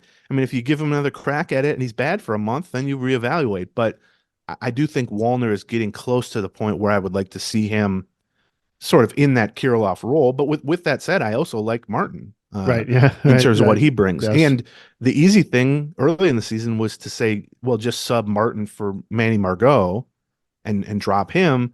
But he's been one Margot's of the better. doing what he's supposed to be doing now too. Yes. Yeah. Right. Yeah. I mean, So yeah. I mean, Margot and Martin still seem a little bit redundant on the roster. I mean, I think we both agreed that when Wallner went down, we kind of agreed Wallner probably should have been down. Like he did look just totally lost, and we had concerns about him all through spring training too. Like through spring training, and then starting out. I mean, it wasn't that he just was striking out a lot. So he was hitting 080, and he was he just. I mean, I think he struck out well over half his plate appearances. It was bad. Now, I'm not saying that should be held against him when you were trying to decide whether or not he's ready to be recalled, right? Like that. Yeah, I think you're right. The body of work that he has already done is a much better indicator of what we can expect from Matt Wallner than that 2 week stretch that we had at the beginning of this year. And the fact that he is, in fact, connecting, a crazy amount and really showing a lot of power. I was also, I don't know if I would say surprised that they called up Martin instead of Wallner. I think it was a pretty close call one way or the other, because I think Martin, like you said, he had some crazy on base percentage at Yeah. St. Paul, but indicated he was probably ready to tangle with the major leagues at this point. But ever since then, Wallner looked like he was getting hot about that time, and then since then he's just been absolutely on fire. Right. So The thing it does is, not just Kirilloff getting sent out and replaced. He's a left-handed hitter and he's replaced by a right-handed hitter in Martin. But you also think about, well, Julian, who was going to be a key guy for them as a left-handed hitter, also got sent out, and then Wallner, who we just talked about. Yeah. Those guys batted first, second, and fifth. Yeah. In their first set of games against right-handed pitchers. Those were going to be the number 1, number 2, and number 5 hitters against righties in this lineup. And all three were huge contributors for the Twins in the, 2/3 of last season, basically. Yep, you're right. And you remove all three of them after they all struggled. And Larnach has stepped in for one of those spots as a left-handed hitter. Willie Castro has essentially stepped in for Julian at second base, and he's a switch hitter, but part of that is being a left-handed hitter. But you've still kind of removed, I would say, like 1.5 left-handed hitters from here. No, I agree. You're bringing in Martin, but then also Castro was already playing regularly, so it's not quite a 1-for-1. And what that's meant is, then you toss in like Correa and Lewis being on a heater. The Twins have been so much more productive against left-handed pitchers this year, which we've been waiting years for that to happen, because on paper, that's how this lineup has looked since Nelson Cruz was here. Right. They had Garver and Cruz and Donaldson and Buxton and Sano and all these right-handed hitters. And that's still the case now. But then the flip side is they have not hit much in general against right-handed pitchers as left-handed hitters. And you look now at the lineup, there's only 4 left-handed hitters available right now. Yeah. Right. Kepler, Larnach, and then the 2 switch hitters, Santana and Castro. And that's including the switch hitters, right? Right. And Santana really shouldn't be playing every day against righties anyway. He's a left-handed bat, but he's done most of his damage from the right side this year and for the past several years. So it's not the end of the world. I mean, as we've talked about over the years in terms of platooning, the normal platoon split or the lefty-righty split is far less extreme just across baseball for right-handed hitters. And we've talked about the reasons for that, or the kind of mystery of that. But the idea of, there's a righty on the mound, we have too many right-handed hitters in the lineup. Obviously, you would like as many switch hitters and left-handed hitters as possible, just in general, against right-handed pitchers. That's how the Twins have kind of built their lineup over the last several years. And that's honestly how Tom Kelly or Earl Weaver, guys like that, built their lineups. That's just the standard baseball math. But if you're going to have an overloaded sort of bad side of the platoon, you would much rather have, quote unquote, too many right-handed hitters against a right-handed pitcher than too many left-handed hitters against a left-handed pitcher. Because the guys like Royce Lewis and Correa and that, they can hit righties too, not as well as they hit lefties generally. So that's kind of, I think, more of a temporary spot the Twins find themselves in. I mean, realistically, they're going to want Wallner or Julian or Kirilloff or Emmanuel Rodriguez or some one of those left-handed, or Brooks Lee for that matter, who's a switch hitter. They're going to want one of those left-handed bats or more, one or more of those left-handed bats, a month from now, 2 months from now, throughout the second half. But I feel like to kind of kick that decision can down the road and buy time, and also give Martin an opportunity, which he deserves, it doesn't wreck them to be like, all right, we're kind of right-handed heavy right now. But some of those righties are just good hitters overall. But that's the one component of this that has kind of altered things. It's changed whatever you got used to in terms of pinch running and platooning and this guy's role and that guy's role. You could kind of map it out. It was the same because they would just swap out lefty for lefty. Well, that's been shaken up a little bit, which isn't necessarily a bad thing. Yeah, I mean, certainly taking a look at the roster construction here right now, they certainly could use a good left-handed corner bat more than they could use a second right-handed, kind of redundant, on base guy, right? Which is what they've got. But I wonder if Wallner does force himself in this conversation here in the near future, or injuries happen too. Like we're already at the point where I feel like Miranda should be playing more than he is, but he's often, kind of being benched in situations where I love having being able to platoon him and Larnach. in situations. Like it often brings Miranda up at a key point in the game, late in games. But it already feels like he's kind of being underutilized as a right-handed bat over there. It does feel like I mean, he's playing a lot, eh, Miranda. I mean, yeah, he's I mean, playing pretty regularly because Santana's sitting a lot against, and Larnach's playing some outfield now too. So I remember Santana started like 8 of the last 10 games at first base or something like that. Like he's playing a lot more. I kind of thought when Miranda stuck around that we would see Miranda even versus right-handed hitters a lot more than we have. pitchers, you got to I'm stop sorry, doing that. Joe. I'm sorry, right-handed pitchers, right? A lot more than we Good job. have. Um, I'm not saying Miranda's not getting enough time. I, I do feel like he's just been. I'm probably a little higher on Miranda than I probably should be. But I give it. here's the thing about Miranda. I think he's getting a lot sometime at third base because Royce is getting some pretty regular. Right. Miranda this year, his splits are weird in a small sample, but realistically, what career? So now Right. 2.5 seasons. What would you guess Jose Miranda's career slugging percentage is against right-handed pitchers? Just ballpark. It doesn't have to be 400. 399. Yeah. So he's a bad defensive first baseman DH with a 399 slugging. I'm not saying he can't be better than that, and he's certainly put up. He hasn't been a bad guy against righties, but that's part of the problem with what we're talking about here is when you have he's a good right-handed hitter, right? But a lot of pretty good right-handed hitters, you want him in there against all the lefties and some of the righties, right? And that's right. they have more guys who kind of fit that description. And then you have guys like Margot or whatever who shouldn't play playing against righties at all. So yeah, it leaves them in a little bit of a tricky spot. But I think short term, I mean, I personally would have no problem with Miranda playing every day against everyone and Martin playing every day against everyone.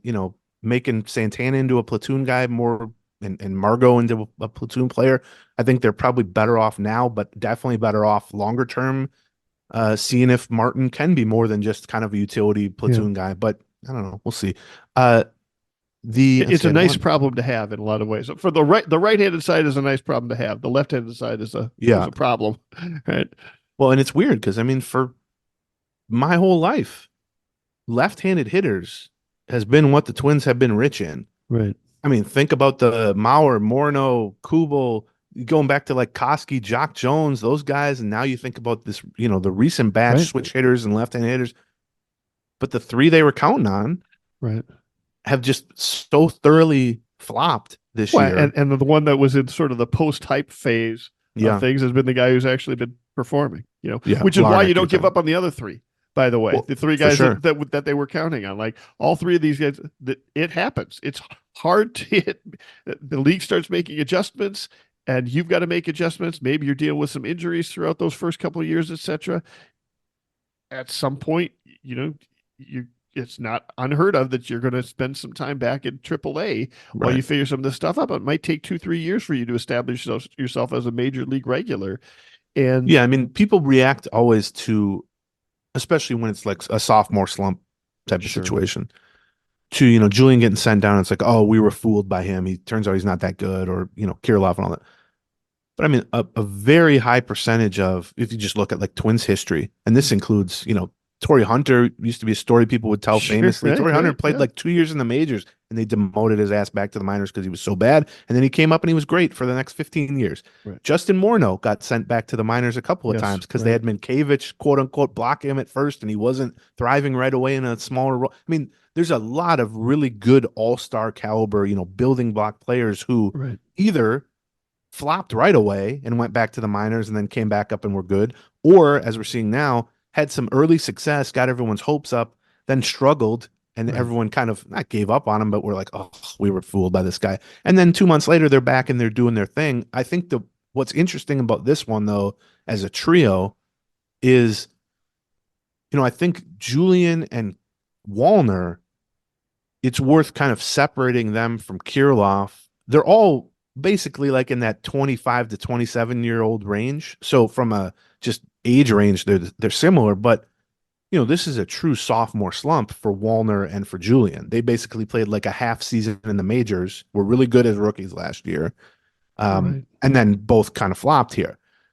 Well, okay, So that's their first success, followed by their first failure. Now they go to AAA for a while. If they can put together a good stretch, you call them back up and you give them a chance to have a success there and hopefully stick around for a while. Right. Well, Kirilloff isn't really in that same boat necessarily in terms of how his career progression has gone. Now Right. it's through no fault of his own a lot of the time because it's just he's had endless injuries. But yeah, he's only 26, 27 years old. Well, this is his fourth significant, regular season in the majors. He actually debuted in 2020, if people remember, during the playoffs. He's ARB eligible this year. Right. Yeah. He's making arbitration money, which means he's, he's a super two. We won't get into that. But Right.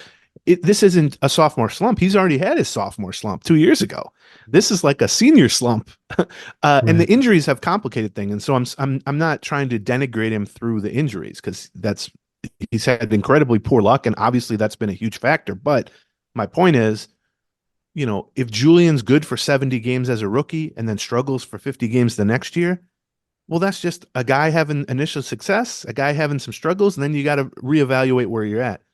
Well, this is Kirilloff's fourth go-around here. And yes, injuries have been a huge factor, but this guy's not making the minimum salary anymore. He's got 3 years of team control remaining, but if he's going to start costing $3-4 million next year, he's got almost, I think, 900 plate appearances in the majors. He's played 250 games.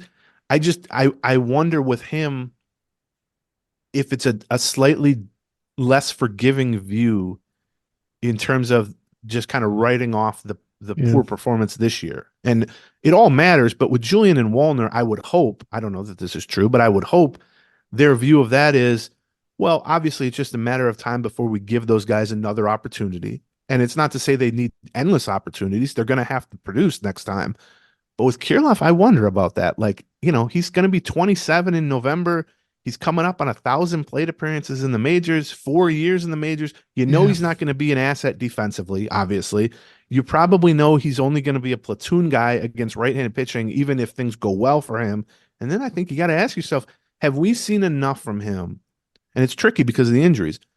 Right. That if you make him like a platoon DH, is he going to put up the 850 to 900 OPS that you want in such a limited role in favorable matchups? And if he's not going to do that, it's not that difficult to find a random left-handed hitter who can, hit 280 with 20 homers against right-handed pitching if spotted in that role. So that's why I wonder if the organizational kind of view of Kirilloff and what comes next for him is completely separate from how they may view Julian and Wallner. Yeah, or I guess another way is if you're grouping them, it's easy to group Wallner and Julian and not as easy to group somebody with Kirilloff.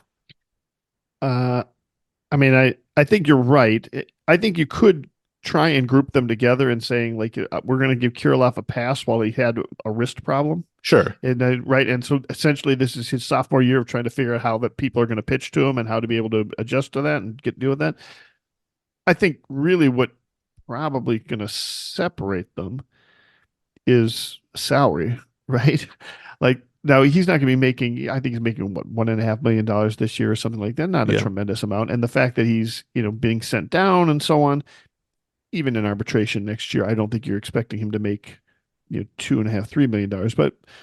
But I, at some point it becomes a question of, does this guy, is he worth investing another $2-3 million in? Probably yes, because we still have high hopes for him.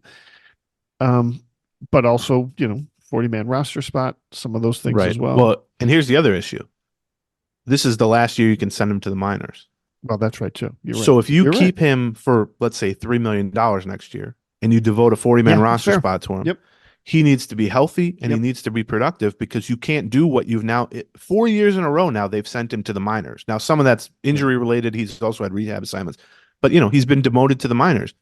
You can't do that next year. So next year, if this happens, then you're just eating that money and you're cutting them. And so the question becomes, does he still have trade value? How realistically is he still part of your long-term plans? Do you still view him as an impact left-handed bat? Because if you just think of him, I think he's got almost exactly a 100 OPS plus now for his career, which in some ways is remarkable given the injuries that he's had. Right. Yeah. To just be an average hitter. But an average hitter, if you're a bad defensive platoon player, That's not enough. Like you have to be Right. an impact type of hitter. And And so we've certainly seen how good he can be. So it makes it a little yes, bit harder to walk away from. But at some point, he quits being, Alex Kirilloff. He starts looking a lot more like Brent Rooker, or a wow. left-handed Brent Rooker, That's right? the I mean, that's the danger though. Brent Right. I Rooker mean, that turned is into the something danger, pretty right? I good. mean, and Brent Rooker, it took him another year after he left the Twins to be Well, able to really find it. but Right. here's really what I'm saying is Brent Rooker got like 100 at bats for the Twins, Well, and they gave up on him. that's true. Yeah. Alex Kirilloff has 1,000 plate appearances. Like, But it was partly because options, right? Like Kirilloff still has the options. Brent Rooker didn't have any options when they ended up trading him away false. to the Padres. That's false. No, that's true. No, That's the why they traded Padres him away. false. The Padres sent him to AAA immediately. Oh, you're right because they just didn't. They Brent took Rooker options They took were not somebody a else on the 25-man roster. You're right. Right. Brent Rooker He had was one. drafted out of college. He had plenty of options. So and that's unfortunate. And like you said, he has shown flashes. Although at some point, it can't be when you're coming up on 27 years old and coming up on 1,000 plate appearances, and next year will be your 5th year in the majors. Again, injuries have been a huge factor. I'm not trying to crap on him for that, but this sort of theoretical upside. Who cares? Like, honestly, first of all, you need to reevaluate what's in your head in terms of his upside, I think. Are we still thinking about the guy from 5 years ago who was great in the minors and showed some flashes when he first came up? I mean, realistically, how much have we really seen that from him? And even, we talked about the fact that he had 8 hits in 6 weeks, but 3 of them were big homers and everyone got all excited about that. Right. Well, how much is you sort of talking? I don't mean you specifically, Sure, right, but yeah. people trying to talk like, oh, he hit a 3-run homer there. That was a great moment from Kirilloff. That reinforces the idea in my head that I've had for 7 years now that he's got this upside. But realistically, like, do we really, here would be my question with Kirilloff. Is he going to hit 300? Is he going to hit 30 homers? I don't think we've seen either of those things anywhere near for long enough stretches, even between injuries, to make you think that. And so if he's not going to be that type of player, if he's going to be like, he hits 270 with 15 homers or something like that in a platoon role, I just question if that's an impact type of player. Now, if they lose Kepler to free agency next year, Yeah, right. they're going to have an open spot in the outfield, but I don't really want to play him in the outfield. If he's a DH, I don't know that you really struggle that much to find a comparable player as a DH. But I mean, if he just goes down to AAA and he just demolishes AAA, which I sort of would expect him to do because he's done that at every step along the way in his career. I mean, his career numbers at AAA are absurd. He's like a 370 hitter or something like that at AAA. In some ways, that doesn't even help him to go do that right now, right? And that's why I kind of view him as differently than Julian or Wallner. Is like they almost had something to reprove at AAA. I don't know that I can learn anything from Kirilloff at AAA. Maybe you can convince yourself that he's healthy, but they've been saying that's the case for a while now anyway. So, well, you make a good point though about Kepler leaving too, because right now they've got 2 corner outfield positions open for next year, right? Like Kepler's going to be gone, and we really haven't figured out who the hell's playing left field right now with this particular group. Like we're, I mean, maybe Larnach, but Larnach's had the foot problem. We haven't really seen him playing that much left field, right? Because yes, although on, right, like, I mean, maybe not on opening day, but Emmanuel Rodriguez will be there starting right fielder at some point next year, I think. So. Good point. You can factor that in. And yeah, Larnach you don't know much about, but do you know any less about Larnach than you do about Kirilloff at this point? Like in terms of being able to slot someone in as a left fielder, as a DH or something? We don't think they're going to go outside a big free agent. Like that was clear. No. So I think they're going to keep a lot of pieces around to figure out, sort through it in spring trading or at the beginning of the year as to who ends up going to be taking the 2 corner outfield spots. Yeah. Like I wrote about this and I'll reiterate it here because I'm guessing the last several minutes came across as very negative about Kirilloff, but there's no need or reason, like from a time perspective or a roster, to just give up on him. I mean, I think that would be a mistake right now. But I just think you have to kind of, and this applies to me too. I've been very high on Alex Kirilloff for years now. Everyone has been. I mean, he was a 1st-round pick. He hit 350 in the minors coming up. Sure. But at some point, you got to hit. And if he says he's healthy, he's just had such small windows, realistically speaking. And there's 2 ways to look at it. One is, it's providing a glimpse of the upside. But year 4 of that, it's like, okay. Or maybe that's just, he's a hot and cold hitter too, in addition to all the injury stuff. Yeah. But the unfortunate, I will say this on your point. The clock is absolutely ticking on him a lot louder than it's clicking on Wall. Right. I mean, That's all I'm saying. time is running out on him.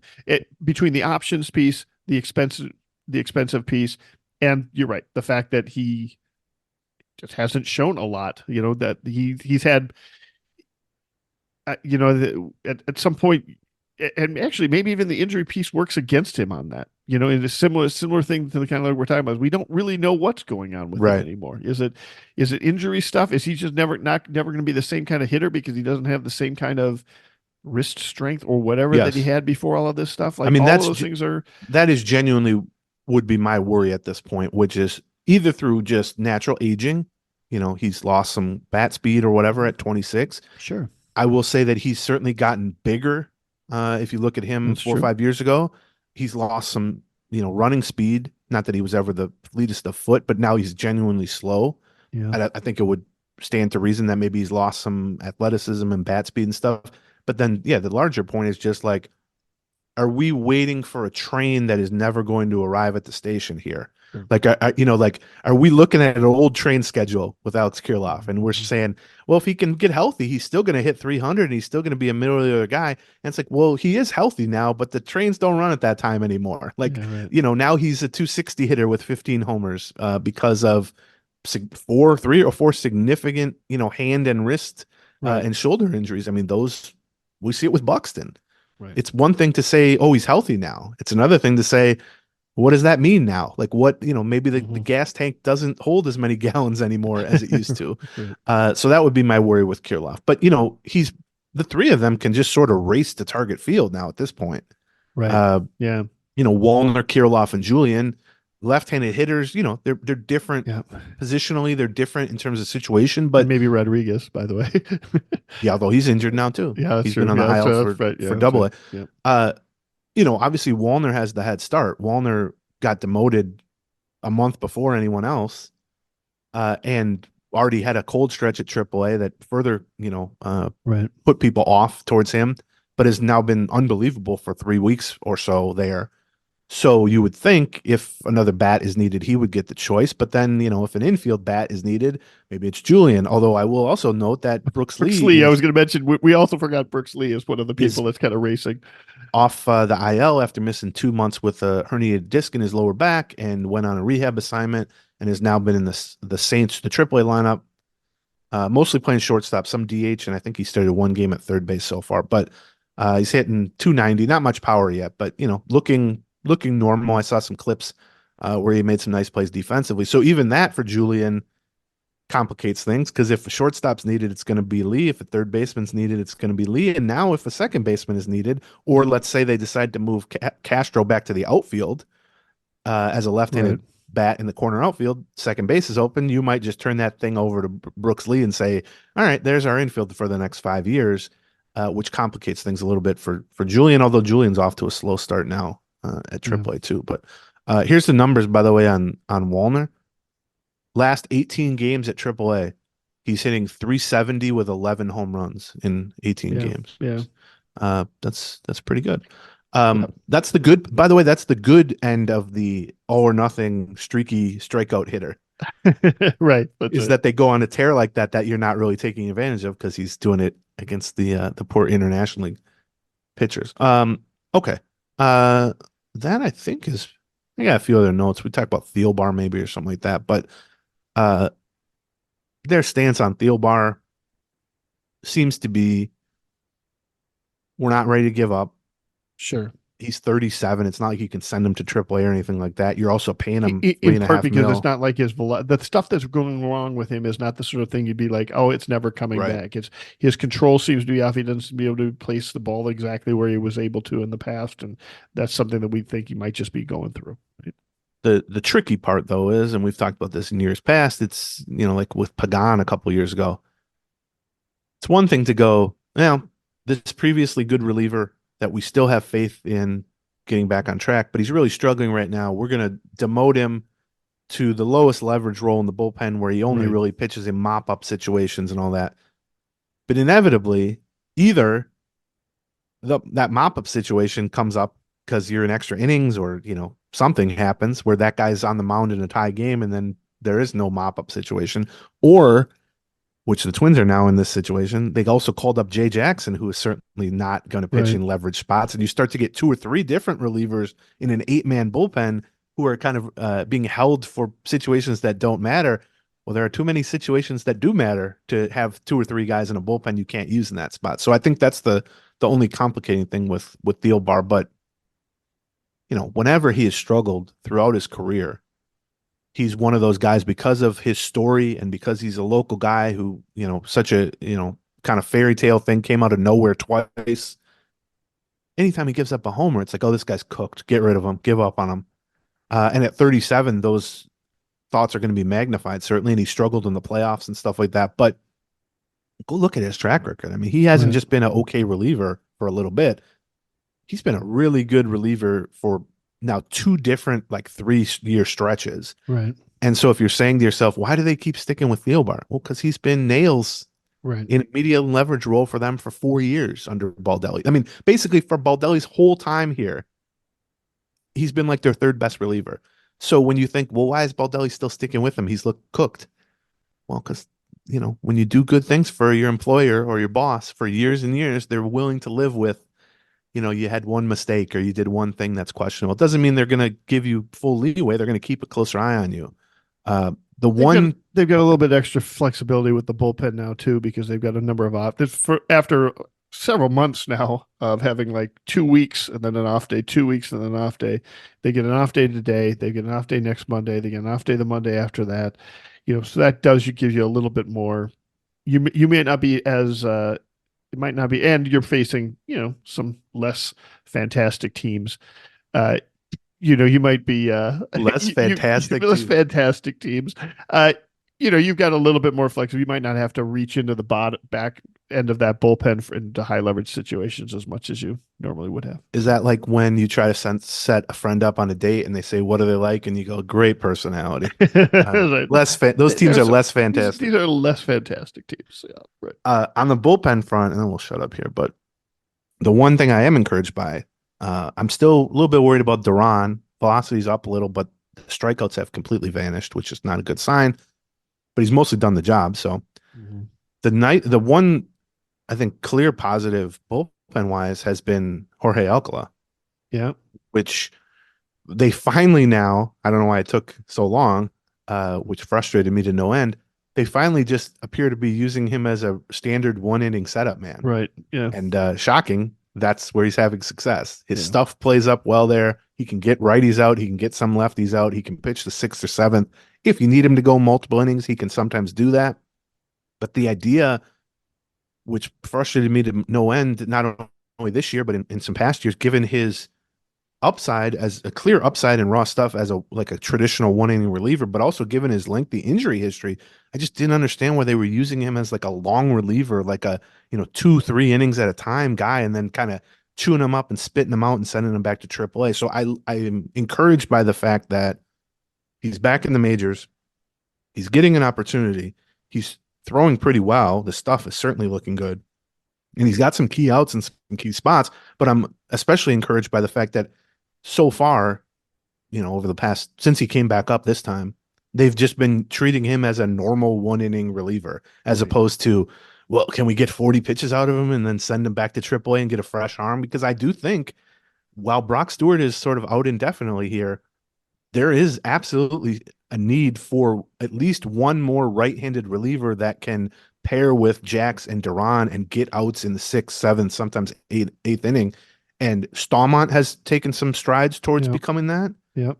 But Stallmont is definitely being used in higher leverage situations. At this point. But I think Alcala, I mean, just in terms of upside, is a guy you want to get as long of a look in that role as you can. So I've been encouraged by that. And then I guess we can just finish with giving Louis Varland a little bit of props. So he comes up, the spot start on a day's notice, basically throws 5 shutout.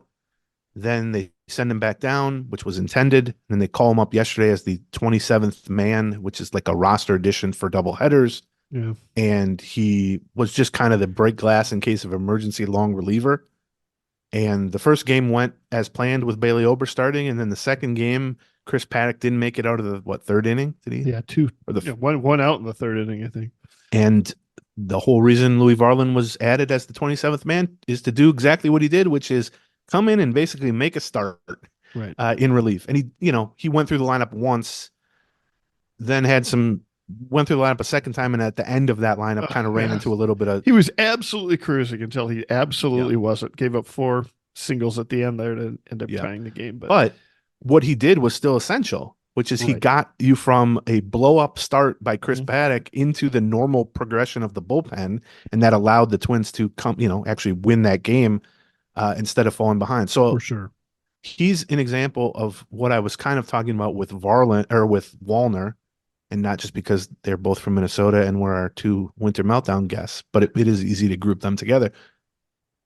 Varland was so bad early in the season and got demoted so quickly. I mean, April 20th or something like that. Similar to Wallner. I mean, you couldn't be worse than they were to start the season. Wallner was 1 for 25 with 17 strikeouts. Varland had a 9.18 ERA and was 0-4 in 4 starts. They both were demoted by mid to late April. And I think because of how bad they were and because of how quick the demotion was, it's like, well, Varland, you got to move him to the bullpen now. He's done as a starter. That proved that it flopped and all that. I think it lends itself to these like wild overreactions. And my point with Wallner is similar to the one I'll make now with Varland, which is just treat him like a normal player. And Wallner, for the most part, has gotten back on track at AAA. I think he's ready for another opportunity in the outfield for the Twins as a left-handed bat. I think Varland's overall numbers at AAA haven't been particularly impressive, but he's talked and they've talked pretty openly about they're asking him to like tinker on the fly. They're asking him to sort of he's pitching well under construction a little bit.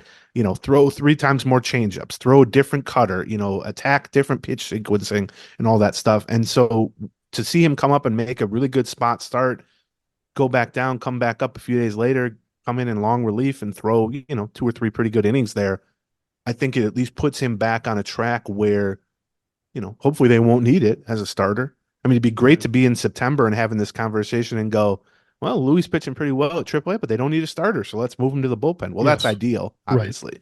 Right. But the reality is I don't think they've given up on him as a starter, and I don't think they should give up on him as a starter because you're going to need starters. And Simeon Woods Richardson has saved their ass so far. Yes. But now we're seeing Paddock might be, might benefit from a little bit of a break. Right.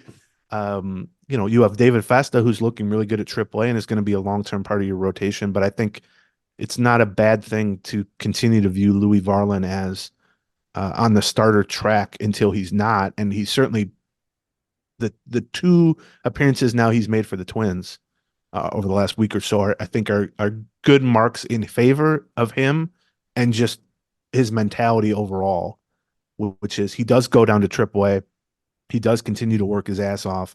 He will make the changes that you're asking him to make, and he will, in some respects, sacrifice his raw numbers for that benefit, longer term developmental benefit. I mean, if his goal was just going down and posting a good ERA at AAA, he wouldn't be throwing 25% change-ups. But he's been willing to work around that. Okay. And I mean, coming in yesterday, providing 4 1/3 innings.